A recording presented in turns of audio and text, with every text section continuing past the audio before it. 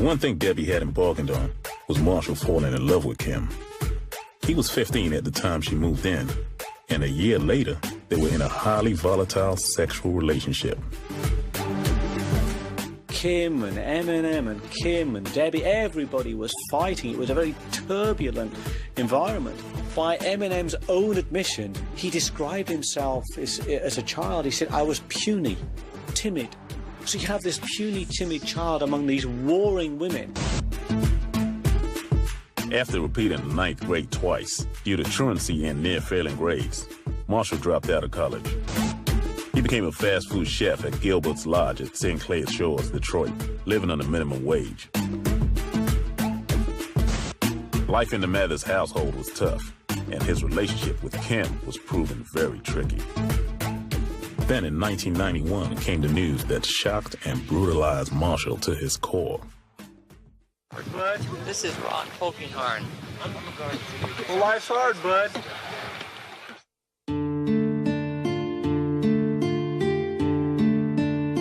His Uncle Ronnie, who had been like a brother, killed himself with a shotgun to the head. The normally amiable Ronnie had given few signs of his utter despair. His grandmother, Betty, sent Marshall a video of the funeral, but he refused to watch it. He was totally devastated by Ronnie's death. The man who introduced him to rap, his beloved Uncle Ronnie, took a gun and shot himself. And he shot himself, apparently, after being jilted or dumped by a girlfriend. So again, you have two potential male role models. One who abandoned him when he was only 6 months. Then his beloved Uncle Ronnie, who abandoned him by killing himself. That's just a harsh reality to deal with no matter who it is. But when it was someone so close to you, it can really mess you up. And I think it really messed up Eminem. But at the same time, it also gave him something to write about, you know, emotions that he needed to get in touch with. And those feelings, I think, turned into, you know, some of the greatest raps that we've ever heard. Ronnie was mentioned in the songs Stan, Cleaning Out My Closet, and My Dad's Gone Crazy. Remember when Ronnie died and you said you wished it was me? Well, guess what? I am dead. Dead to you as can be. A grief-stricken Marshall now turned more than ever to his music for comfort. Marshall hooked up with his buddy Proof and started getting into the local hip-hop scene. It was then that he officially became known as Eminem. Proof was sort of a legend in Detroit. He, I believe it was at St. Andrew's Hall. Proof would host these open mics, and he was one of the best rappers. And he was the kind of guy that, you know, brought Eminem in, because obviously it was kind of an adverse circumstance for him, you know, being the only white guy in these, like, heavily antagonistic crowds. Hip-hop just became a thing that he did. That was his salvation. You know, maybe not necessarily seeing it as a way of getting out of Detroit, but, you know, just as a way of dealing with being in Detroit.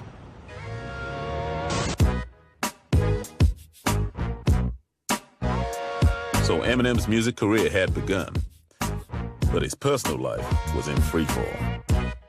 Kim became pregnant, and Eminem's daughter, Haley Jade Scott, was born on Christmas Day, 1995. Haley has been an important part of Eminem and Marshall Mathers' life, you know, both musically as well as, you know, as a father. She's mentioned on numerous records. He's really dedicated a lot of time to her.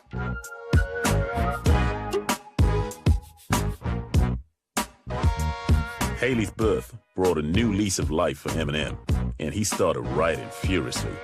When he was working in a fast food restaurant, they used to try and make rhymes out of what was on the food menu and rhymes out of what people were ordering. Every time I sit down and write a rhyme or a song, I want it to be completely different from the last song I wrote, and I want the rhyme style to be completely different, the beat to be different, so I consider myself a perfectionist, and I always want to try to top my last song that I did. For him to have grown up with all those disadvantages and to have honed his artistic ability so finely, and the only way he knew to do that was to take everything that life had thrown him on the chin and to rise above it. Eminem started rap battling on the Detroit club scene in places like St. Andrews Hall and The Shelter, normally home to an all-black audience. A lot of rappers came up, battling was sort of, you know, it's like kind of a mono, like I'm gonna go head to head. It's one thing to be able to, you know, record in the studio and say interesting stuff that you've written down, but a lot of people think that if you can really come off the top of your head, can really perform before an audience, can make your opponent look bad, then you're a real bona fide rapper. When you freestyle rap like that, you develop a very unique style. You have to, because you're not writing to a specific beat. You're like gonna typically have like a helter-skelter kind of flow, and you develop your own one. Around the time, there were few white rappers about. By performing in places like The Shelter, Eminem proved himself a true pioneer and a brave one. He'd get on stage, and he said at first people would boo him just because he was white and wouldn't even give him a chance. Proof would host the evenings, and the freestyle rapping battles that ensued were often vicious. And at times, Eminem was ridiculed. The white kids didn't want him playing black music, and vice versa. Along the way, he suffered some harsh reverse racism. He also faced so much rejection. He had a reputation as being highly unpredictable. I mean, there are stories of him diving into the audience once and starting a fight because somebody tried to hit him or somebody had insulted him or whatever it was. It's as if he'd found this vehicle to express himself, and he'd found an outlet for his emotions, for his rage, for his pain, and he'd lost his inhibition. He just was letting himself go. The rapping battles were all about who could put the best lyrics together. And slowly but surely, Eminem's genius started to shine through. For a white rapper to get any sort of credibility, he would have to be above and beyond everybody else to get any kind of respect. He's just kind of a one of a kind. Just to see, from what I've read, to see him perform live was just something that people hadn't really experienced. He lived and breathed rapping. Meanwhile, Kim was not happy that he was spending so much time on his music, and their relationship rapidly deteriorated.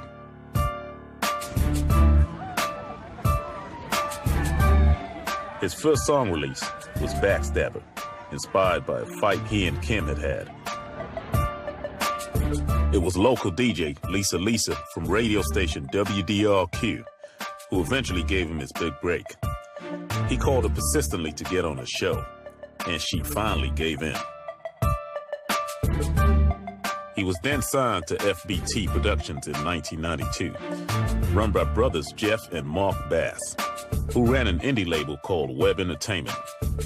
4 years later came the release of Eminem's album, Infinite, in which he explored the struggle of raising his newborn daughter and his desire to break out of poverty and make it in the music business.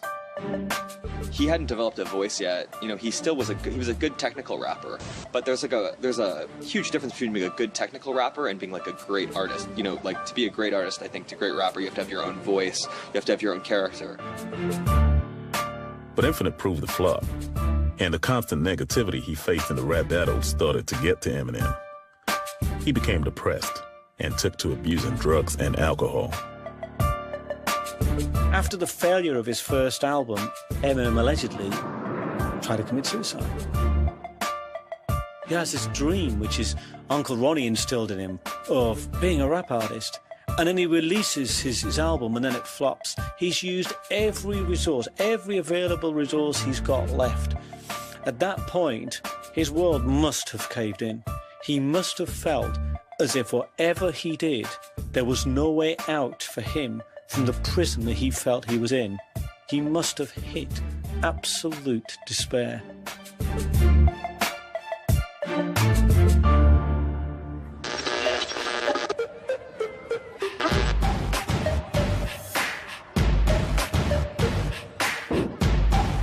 But incredibly, out of the terrible darkness came inspiration. Eminem had come to the realization that the only way out of his miserable existence was to become a music star. But he would have to be different.